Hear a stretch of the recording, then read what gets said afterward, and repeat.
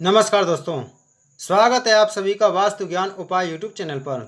दोस्तों, आज हम आपको कार्तिक मास के तीसरे अध्याय की कथा का श्रवण करा रहे हैं। आप सभी भक्तजन श्रद्धा पूर्वक मन लगाकर सुने। श्री कृष्ण भगवान के चरणों में शीश झुकाओ, श्रद्धा भाव से पूजो हरि, मनोवांछित फल पाओ। सत्य बाबा ने कहा, हे प्रभु, आप तो सभी काल में व्यापक हैं और सभी काल आपके आगे एक समान हैं। फिर यह कार्तिक मास ही सभी मासों में श्रेष्ठ क्यों है? आप सब तिथियों में एकादशी और सभी मासों में कार्तिक मास को ही अपना प्रिय क्यों कहते हैं? इसका कारण बताइए। भगवान श्री कृष्ण ने कहा, हे भामिनी, तुमने बहुत अच्छा प्रश्न किया है। मैं तुम्हें इसका उत्तर देता हूँ, ध्यानपूर्वक सुनो।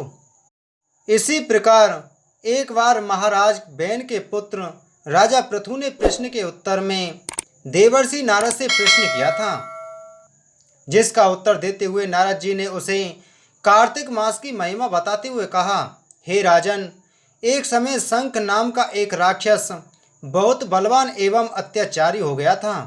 उसके अत्याचारों से तीनों लोकों में त्राही त्राही मच गई। उस शंकासुर ने स्वर्ग में निवास करने वाले देवताओं पर विजय प्राप्त कर इंद्राणी देवताओं एवं लोकपालों के अधिकारों को छीन लिया। उससे भयभीत होकर समस्त देवता अपने परिवार के सदस्यों के साथ सुमेरु पर्वत की गुफाओं में बहुत दिनों तक छिपे रहे। तत्पश्चात वे निश्चिंत होकर सुमेरु पर्वत की गुफाओं में ही रहने लगे। उधर जब शंकासुर को इस बात का पता चला कि देवता आनंद पूर्वक सुमेरु पर्वत की गुफाओं में निवास कर रहे हैं, तो उसने सोचा कि ऐसी कोई दिव्य शक्ति अवश्य है जिसके प्रभाव से अधिकारहीन यह देवता अभी भी बलवान है। सोचते सोचते वह इस निर्णय पर पहुंचा कि वेद मंत्रों के बल के कारण ही देवता बलवान हो रहे हैं। यदि इनसे वेद छीन लिए जाएं तो वे बलहीन हो जाएंगे। ऐसा विचार कर शंकासुर ब्रह्मा जी के सत्यलोक से शीघ्र ही वेदों को हर लाया। उसके द्वारा ले जाए जाते हुए भय से उनके चंगुल से निकल भागे और जल में समा गए। शंकासुर ने वेद मंत्रों तथा बीज मंत्रों को ढूंढते हुए सागर में प्रवेश किया, परंतु ना तो उसको वेद मंत्र मिले और ना ही बीज मंत्र।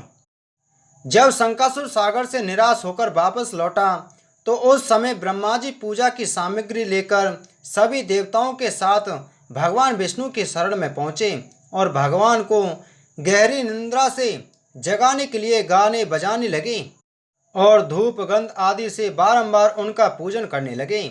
धूप दीप नैवेद्य आदि अर्पित किए जाने पर भगवान की निद्रा टूटी और वह देवताओं सहित ब्रह्मा जी को अपना पूजन करते हुए देखकर बहुत प्रसन्न हुए तथा कहने लगे, मैं आप लोगों के इस कीर्तन एवं मंगलाचरण से बहुत प्रसन्न हूँ। आप अपना अभीष्ट वरदान मांगिए, मैं अवश्य प्रदान करूँगा।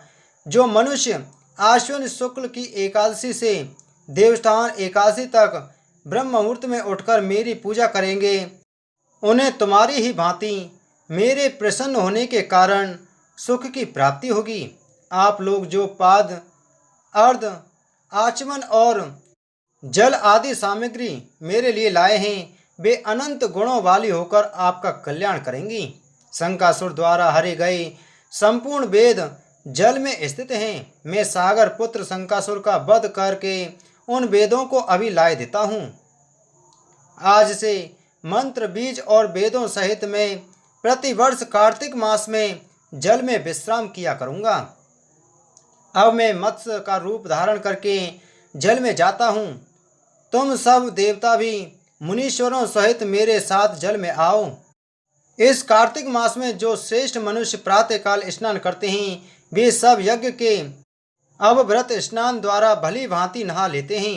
हे देवेंद्र, कार्तिक मास में व्रत करने वालों को सब प्रकार से धन पुत्र पुत्री आदि देते रहना और उनकी सभी आपत्तियों से रक्षा करना। हे धनपति कुबेर, मेरी आज्ञा के अनुसार तुम उनके धन धान्य की वृद्धि करना, क्योंकि इस प्रकार का आचरण करने वाला मनुष्य मेरा रूप धारण करके जीवन मुक्त हो जाता है। जो मनुष्य जन्म से लेकर मृत्यु पर्यंत विधि पूर्वक इस उत्तम व्रत को करता है वह आप लोगों का भी पूजनीय है। कार्तिक शुक्ल पक्ष की एकादशी तिथि को तुम लोगों ने मुझे जगाया है, इसलिए यह तिथि मेरे लिए अत्यंत प्रीतिदायिनी और माननीय है। हे देवताओं, यह दोनों व्रत नियम पूर्वक करने से मनुष्य मेरा सानिध्य प्राप्त कर लेते हैं। इन व्रतों को करने से जो फल मिलता है वह अन्य किसी व्रत से नहीं मिलता। अतः प्रत्येक मनुष्य को सुखी और निरोग रहने के लिए कार्तिक माहात्म्य और एकादशी की कथा सुनते हुए उपर्युक्त नियमों का पालन करना चाहिए। इति श्री कार्तिक मास तीसरा अध्याय संपूर्ण। बोलो विष्णु भगवान की जय। दोस्तों, वीडियो को ज़्यादा से ज़्यादा शेयर करें और चैनल को सब्सक्राइब करें। आगे मिलते हैं कार्तिक मास के चौथे और पांचवें अध्याय के साथ में। आप सभी को जय श्री राधे, जय श्री कृष्ण।